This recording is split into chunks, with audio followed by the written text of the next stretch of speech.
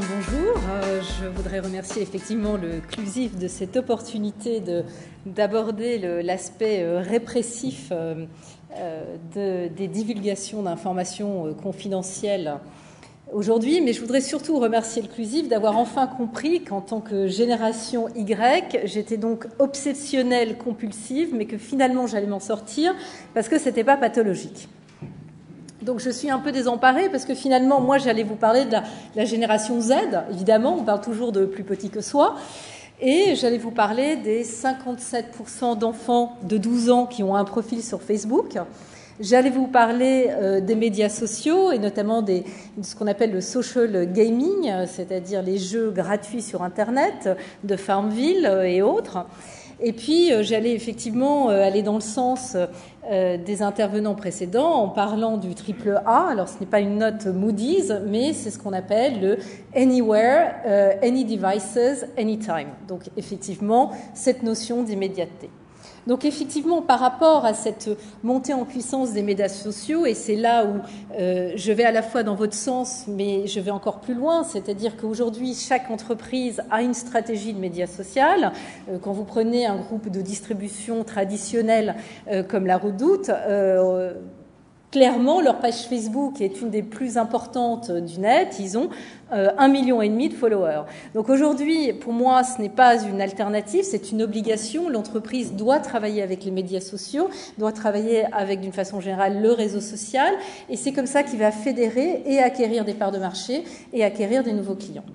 Donc aujourd'hui, face à un non-choix de ces entreprises, et puis effectivement, j'ai bien entendu le message de moyens de contrôle divers et variés, il se heurte néanmoins à un principe de liberté d'expression qui est quand même bien acquis en France, et le salarié a effectivement une liberté d'expression, et comme vous le savez, gérer et surveiller de façon très importante les connexions des salariés, le statut des logs de connexion n'est quand même pas très simple.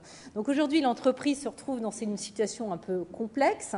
C'est effectivement aller de l'avant vers le tout digital, le triple A, et comment mettre en place des moyens qui sont conformes à la protection des données personnelles, conformes à la liberté d'expression du salarié. Et je voudrais revenir un petit peu au débat sur, effectivement, qu'est-ce qu'une information confidentielle ?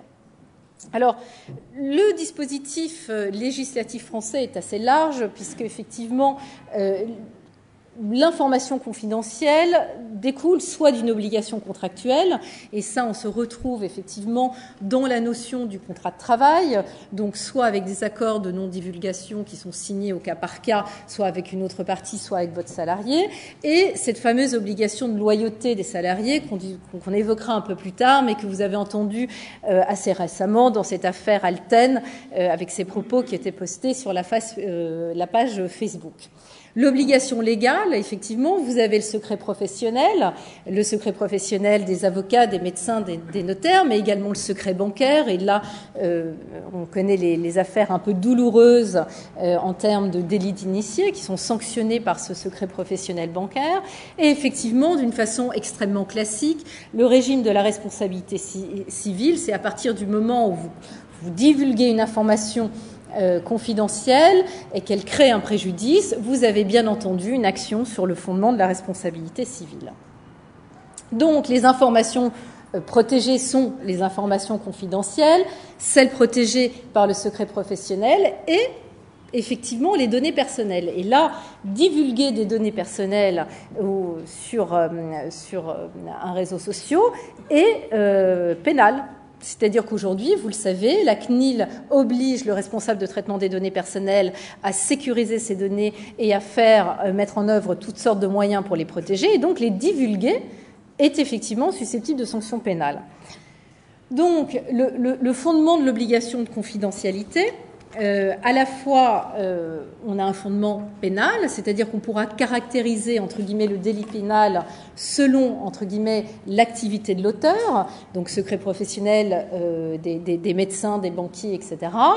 le traitement des données personnelles, et je viens d'en parler, le responsable des données personnelles, ou encore effectivement l'exécution du contrat de travail, où on a effectivement un volet civil, mais également un volet pénal, où on l'a illustré dans des affaires assez récentes, effectivement, qui étaient un peu un fiasco, mais Renault, mais l'affaire qui est néanmoins assez connue de Michelin, où on avait clairement un salarié qui avait divulgué de façon intentionnelle des informations importantes et des secrets de fabrication à des tiers. Donc le fondement civil, la clause de confidentialité, l'accord de non-concurrence, et là on reviendra sur une jurisprudence assez récente d'il y a à peine 3 semaines sur cette notion effectivement de non-concurrence, mais aussi de délit pénal, et la responsabilité civile. Donc, secret et confidentialité dans l'entreprise. Alors finalement, et là où je rejoins les intervenants précédents, c'est qu'il y a une mauvaise appréhension de ce qui est, entre guillemets, un secret et qu'est-ce qui est confidentiel. Et là, on est un peu gênés aux entournures, nous juristes, parce que l'information confidentielle n'est pas de nature privative. Qu'est-ce que je veux dire par là? C'est-à-dire que moi, entreprise, dans l'aéronautique, j'ai une information confidentielle, mais je ne la possède pas. Je n'ai pas un titre de propriété. Je ne pourrais que sanctionner l'appropriation de cette information confidentielle par des moyens illicites.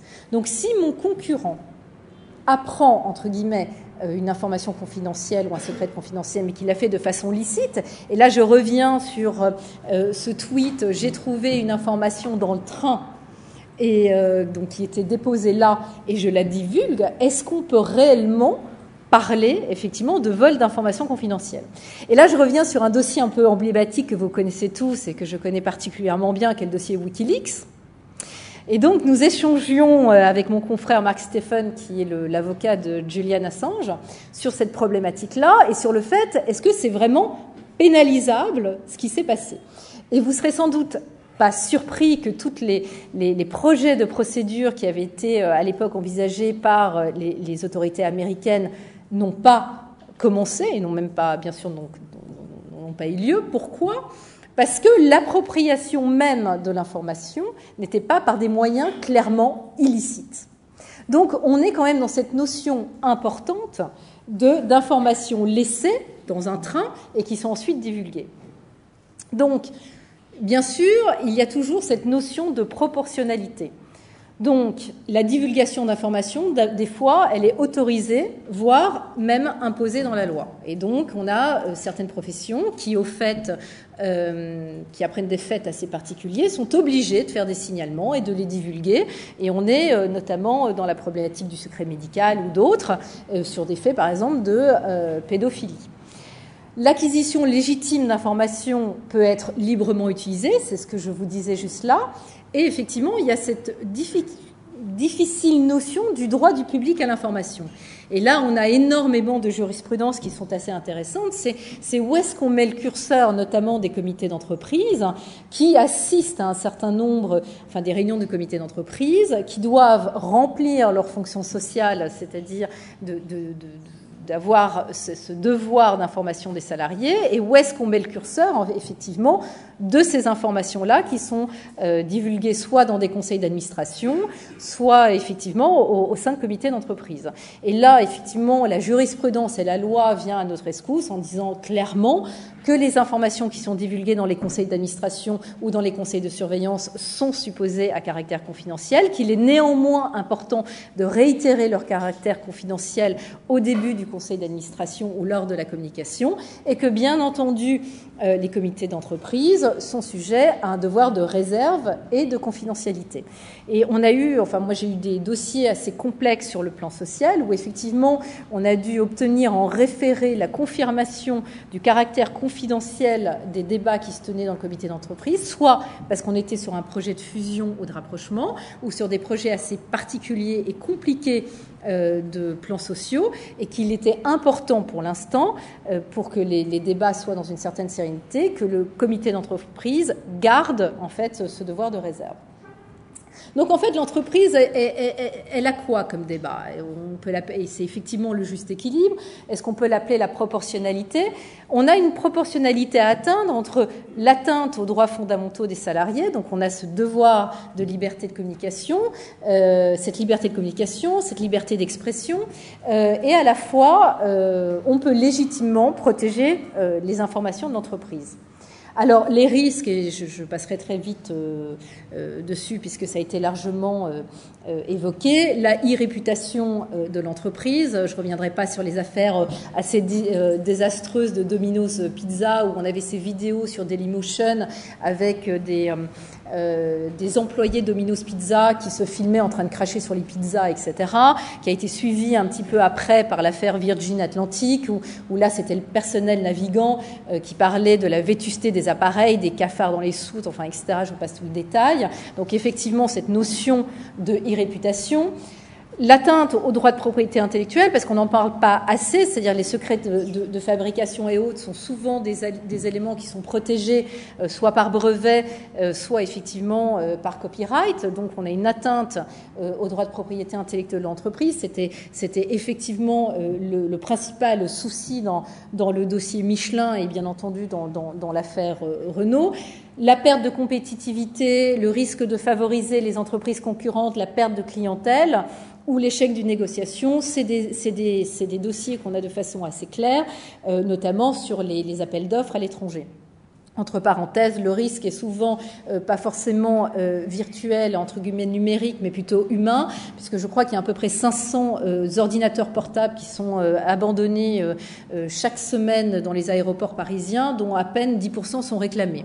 Donc il y a aussi le facteur humain de perte d'informations à l'identique du document dans le train.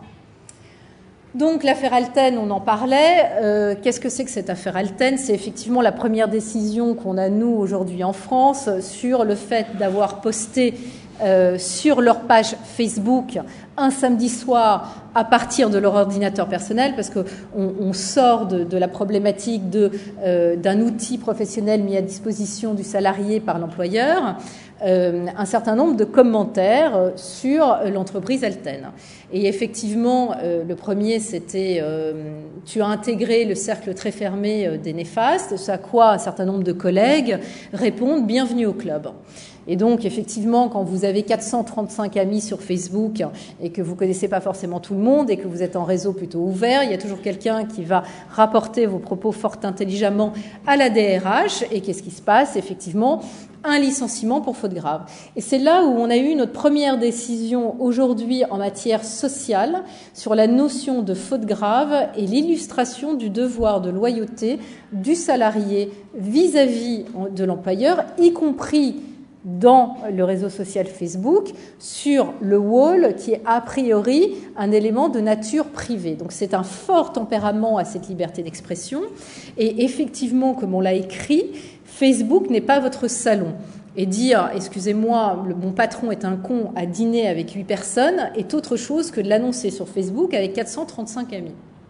Donc effectivement, c'est la première décision qu'on a eue.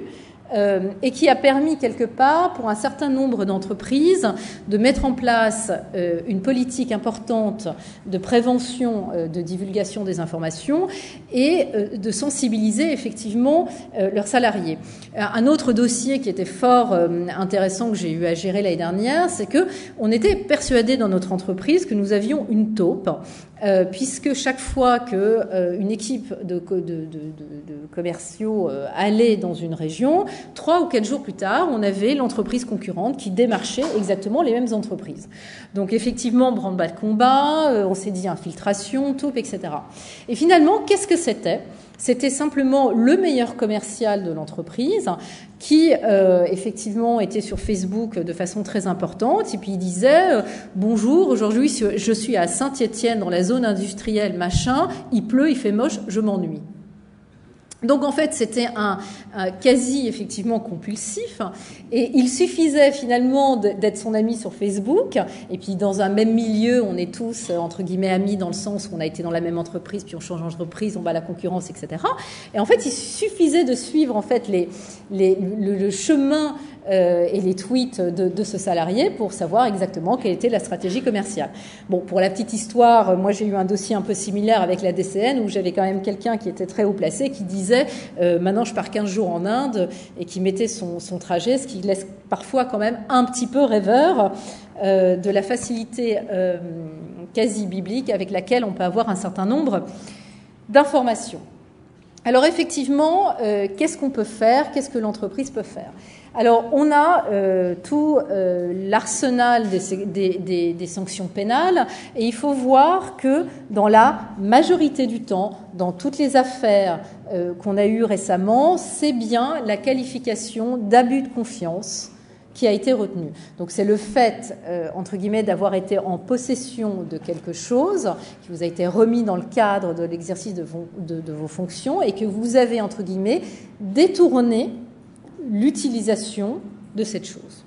Donc l'affaire Michelin, effectivement, a été retenue sur le fond de l'abus de confiance. Et nous, pour nous, avocats, c'est toujours un petit peu compliqué parce que jusqu'à très récemment, et en fait jusqu'au 26 septembre dernier, on avait l'exigence de la plupart des tribunaux correctionnels de demander un support matériel, entre guillemets, du délit. Ça veut dire quoi? Ça veut dire qu'il fallait démontrer qu'on avait subtilisé les éléments sur un support matériel, des disquettes, etc., sans quoi nous n'avions pas de caractérisation de l'infraction pénale.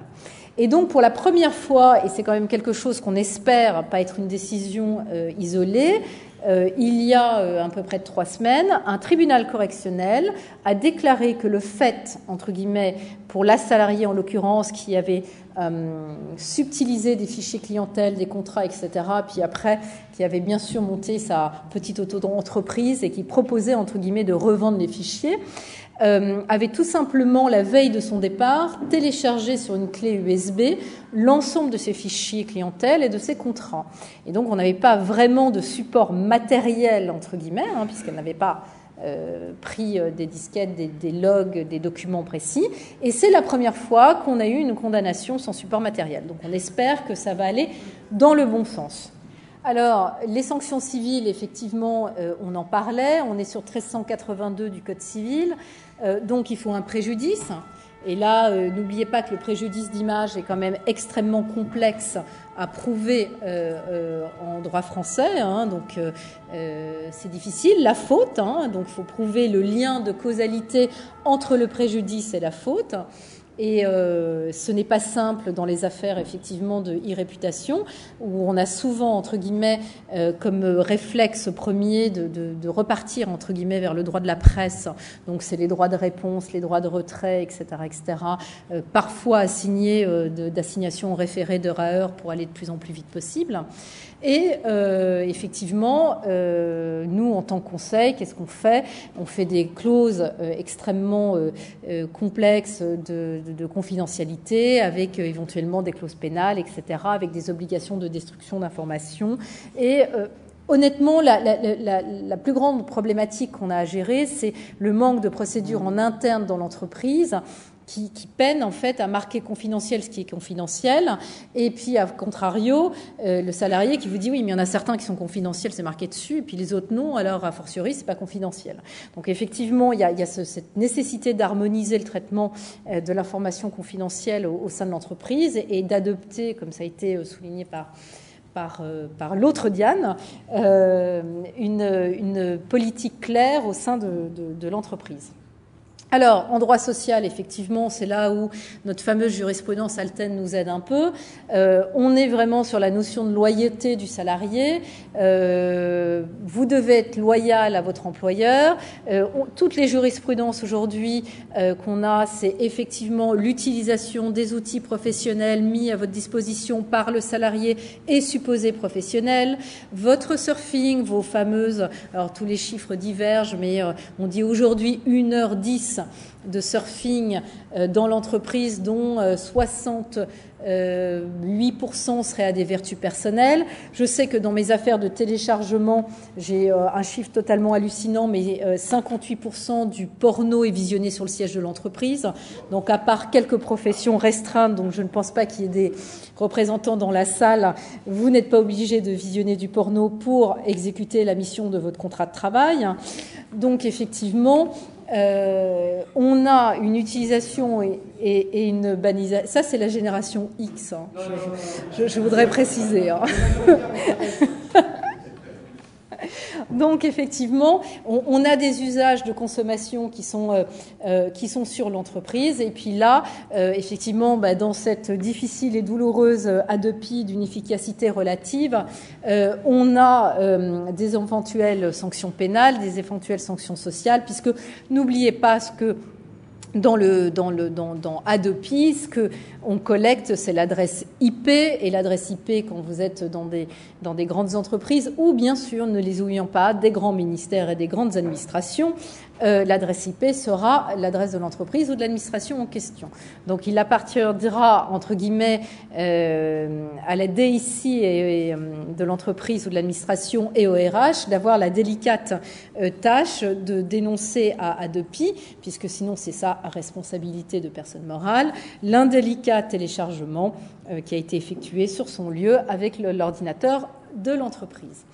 Donc là, effectivement, les sanctions pénales, j'en ai parlé, on a des sanctions disciplinaires, on a bien entendu le licenciement et on a vu qu'aujourd'hui les jurisprudences allaient dans ce sens-là, et on a même des jurisprudences qui sont relativement anciennes puisqu'elles datent déjà de 2008, où effectivement on a entériné le fait que le droit d'expression d'un syndicat sur son site était limité au profit des intérêts légitimes de l'entreprise. Parce que je vous affirme que dans les conflits sociaux complexes, il y a parfois beaucoup d'informations qui sont données sur les sites des syndicats qui sont de nature à mettre en péril effectivement les négociations en cours et un certain nombre de choses. Donc effectivement, la preuve, comment on fait? Alors, c'est-à-dire qu'on navigue quand même avec la problématique du respect de la vie privée. Donc en droit pénal, 1, il y a la présomption d'innocence. 2, on a la liberté de la preuve. Alors ça ne veut quand même pas dire qu'on peut faire tout et n'importe quoi. Donc comme vous le savez, les logs de connexion peuvent être conservés dans une durée raisonnable. Le fait que le salarié se sait entre guillemets enregistré, surveillé, etc. doit être il doit être informé. 2, ça doit être passé aux instances représentatives du personnel. Donc, on ne fait pas tout et n'importe comment. Néanmoins, effectivement, la preuve étant libre, il s'agit de la collecter de la manière la plus efficace possible. Et c'est là où on est rentré dans le douloureux sujet des saisies informatiques. Et en droit civil, par contre, effectivement, on a un système de preuves légales et ne seront admis, entre guillemets, dans un procès civil que les preuves qui seront légalement collectées. Et c'est un vrai sujet, puisque dans les sujets, on en parlait juste là, d'espionnage industriel, c'est que généralement, on est plutôt intéressé à aller au civil pour des problématiques de concurrence et de vol d'informations ou de secrets de fabrication que d'aller au pénal. Et donc, effectivement, quand on prend une sublime société de consultants informatiques qui vous met un cheval de Troie avec appel d'offres Tunisie, en se disant que de toute façon ça va fonctionner et que de cette façon-là on va s'introduire dans le système informatique de celui qui entre guillemets s'est déjà introduit chez nous, on n'est vraiment pas très bien du tout, puisque effectivement, en voulant collecter la preuve, on a nous-mêmes commis un délit pénal, ce qui d'ailleurs souvent pose des vrais problèmes de coopération avec les autorités judiciaires, parce que certains se prennent parfois, les entreprises, un peu pour des cow-boys et font des actes pénaux, enfin des délits, commettent des délits pénaux, tout en voulant, entre guillemets, établir la preuve. Droit commercial, la preuve est libre, et donc effectivement, comme je vous disais, le danger des modes de preuve illégaux, c'est éviter que l'entreprise victime de divulgation devienne elle-même délinquante. Et généralement, c'est... Alors, dans les mesures, effectivement, je vais passer très vite parce qu'on vous les a données. La charte éthique, le code de conduite est important. Il faut savoir qu'il y a plus de 50% des entreprises qui n'ont pas de charte informatique. Donc, effectivement, c'est la première étape vers quelque chose. Les formations et sensibiliser, effectivement, le personnel. L'idée, effectivement, de clause de confidentialité ou de devoir de réserve dans les contrats de travail sont importants.